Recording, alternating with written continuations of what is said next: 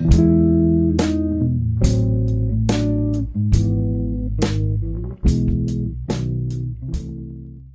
ora, I'm Erin J. Doyle. Welcome to my channel and day 15 of NaNoWriMo. We are halfway there. Time for a beer that's supposed to stay off camera. Perhaps I shall put it down. In honour of the occasion, I have donned one of my Camino shirts.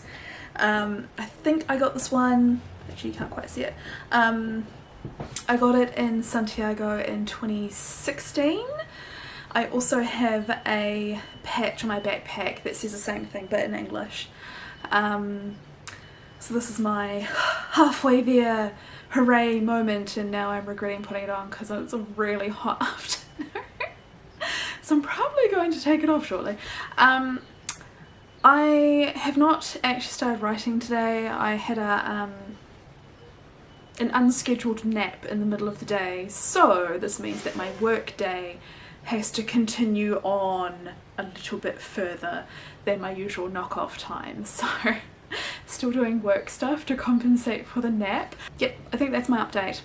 So I'm gonna get back to work now, and I am definitely going to change my shirt because there's a the breeze is blowing my window shut, so even though I have a window like right next to my workstation, I have no breeze at all, so I'm kind of dying.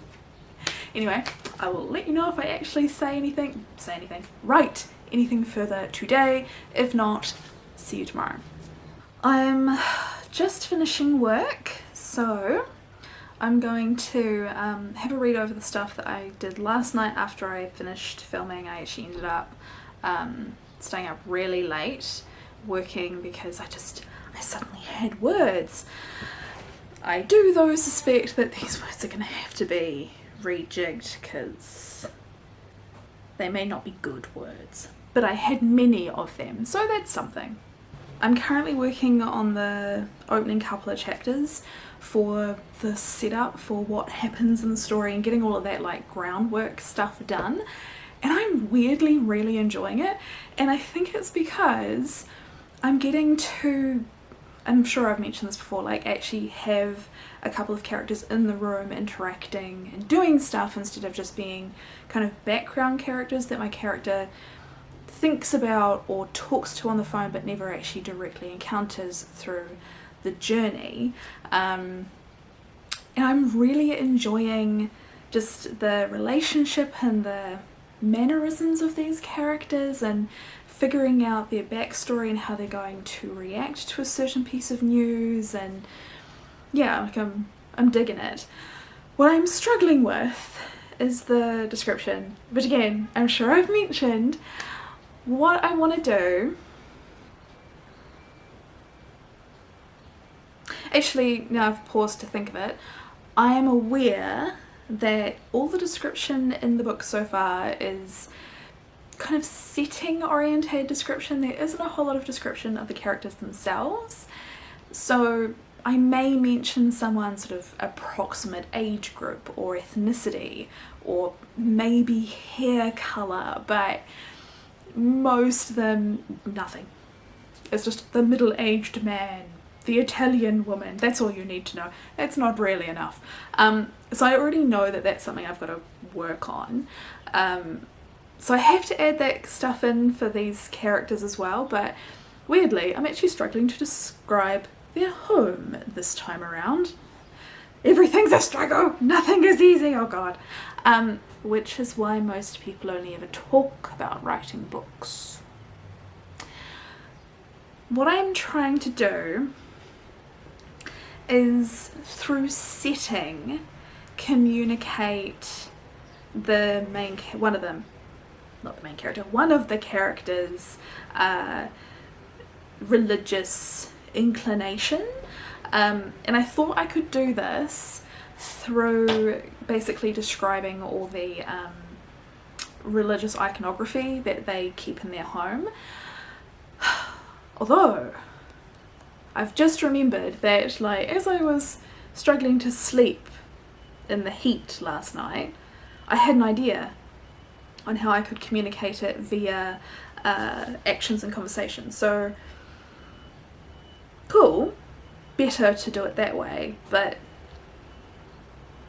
that still has them in a white room. Like, I think there's really nothing there to tell you what the home is like, and it's a B&B, which I have communicated, I've at least told you that, but it's like, well, what kind of B&B? I've said that there's cows in the paddock next door, so that kind of tells you it's a rural B&B, but I don't know that that really tells you like how rural. And in terms of the home, is it like,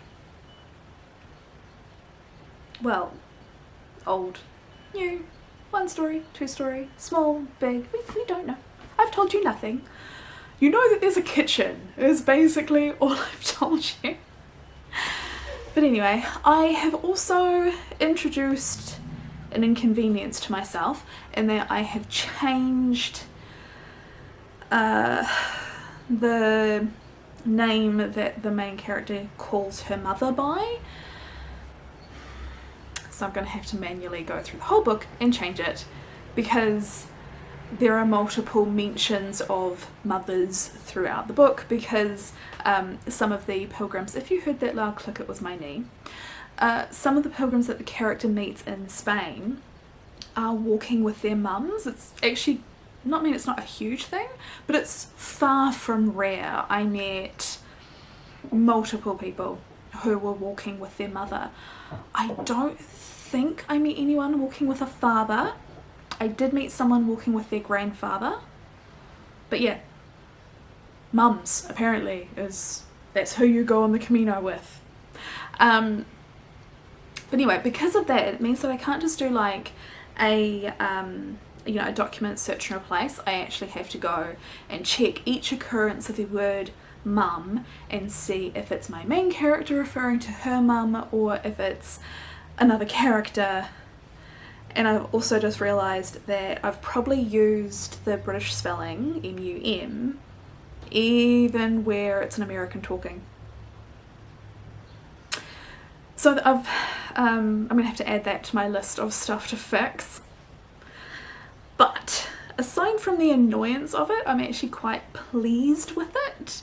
I've mentioned in the story that my main character's mother isn't from New Zealand, so I like the idea of having the main character call her father dad, as most New Zealanders do, and then calling her mother a name that kind of fits more in keeping with where her mother is from, which I think you would probably do. Like, I know a lot of a small number of children here in New Zealand who have American mothers but have been born and raised here, and they definitely say mom, M-O-M. So my character should do the same deal. So yeah, I've got to go and fix that. What was I talking about? Anyway, I hope what I have now communicated is progress, feeling good and enjoying it, not necessarily doing everything that I need to do, lots of work still to be done. Also, in a very unrelated note, it has now been over a week since my potato chip incident. And up close I can see there's like a little bit of a shadow of where the rash around my mouth appeared, but it's pretty much healed. Like, it's kind of almost, I would class it as like the discoloration being more like a scarring type remnant rather than actual rash. Not to suggest that it will scar long term, but it will probably take a little while for like the skin cells to completely replace themselves and hopefully be the normal colour when they do. But yeah, I'll get it up close to the camera so you can see.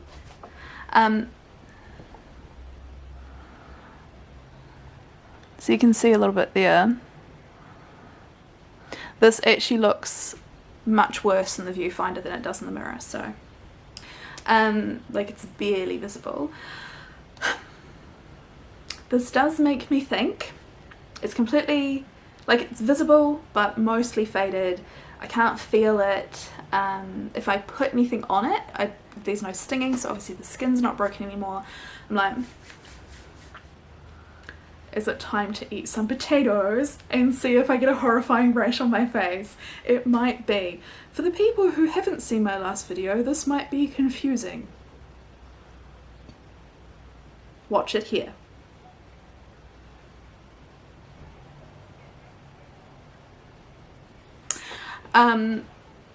So yeah, that might be this evening's activity. This leaves me with a choice.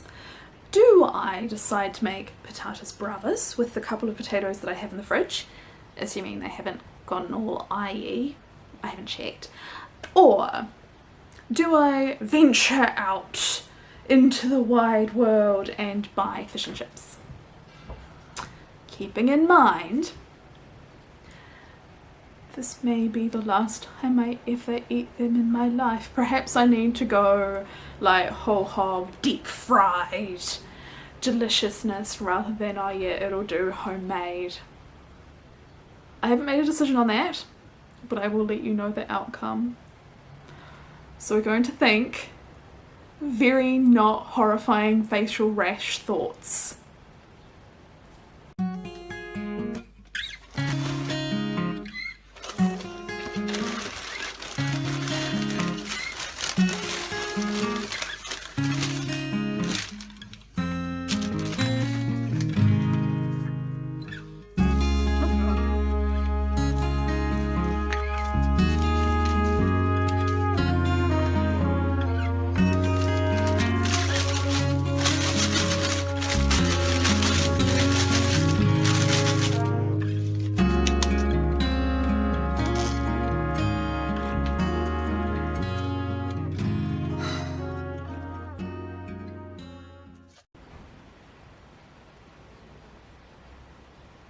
My mouth is itchy. It's been an hour and I've just started noticing like I was doing this. And I'm like, yeah, my lips are itchy. I don't know that you can see a difference because like this bit and this bit were already there, like was still there, I should say. But yeah, I'm itching. Ooh, that's not good.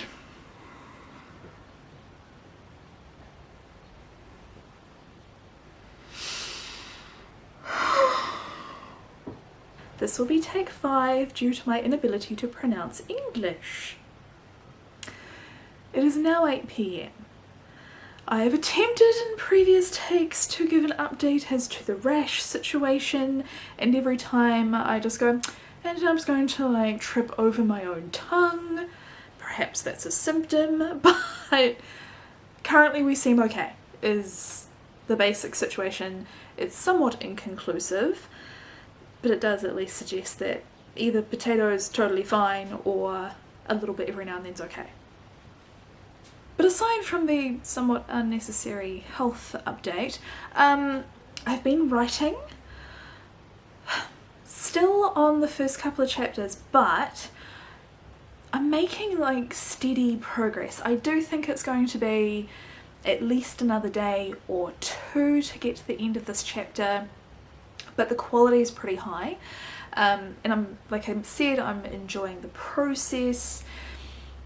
I'm now at the point where I'm managing to figure out how to slot in the information that I need to be there.